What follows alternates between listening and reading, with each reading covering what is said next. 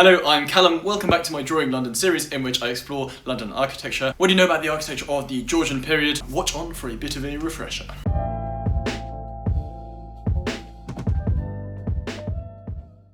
Number 36, Craven Street. It's just a house, so why am I drawing it? Well, whilst the skyline may be carved in glass and pointed spires, the streets of London are paved in the city's history, and I would argue that the residential architecture of London is just as important as the major landmarks in telling the city's story. Built circa 1730, the Benjamin Franklin House is a perfect example of a classical Georgian townhouse. It is a Grade 1 listed building, including many of the original interior features such as the staircases, floorboards and wooden wall panelling.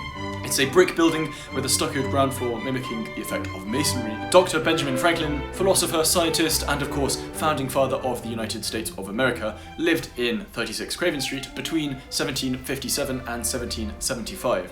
As the only surviving place of residence of Dr. Franklin today, the house functions as a museum to its former famous resident as well as to its many Georgian features. Elsewhere in architecture in Europe, the Rococo style is popular in mainland Europe. In England, this is the start of the 18th century, so that marks the start of English Palladianism really taking off. Palladio's 4 books of architecture are translated into English for the first time from 1716. This is obviously Palladio's own rulebook for architecture. Vitruvius Britannicus, the British architect, in its 3rd volume is published in 1725 by Colin Campbell. This is essentially a bit of a catalogue of the works of classically inspired Inigo Jones and Christopher Wren. Then designed by Lord Richard Boyle, then Earl of Burlington, Chiswick House is constructed in 1729. This is really the pivotal building in the revival of Palladian architecture in England.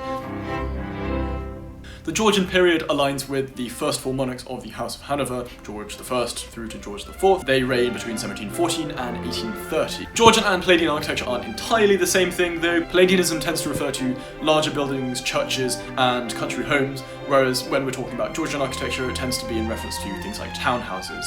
However, you can definitely see clear-cut similarities between them, with them existing at the same time if you look at the detailing in the windows, as well as the importance of symmetry and coherence, owing to their joint roots of classical inspiration. Thank you so much for watching. If you enjoyed this video, please click on my face here to subscribe and keep watching the Drawing London series. I'm covering all styles of architecture over all periods as I continue to draw my way around the city. Thank you for watching. Have a great day.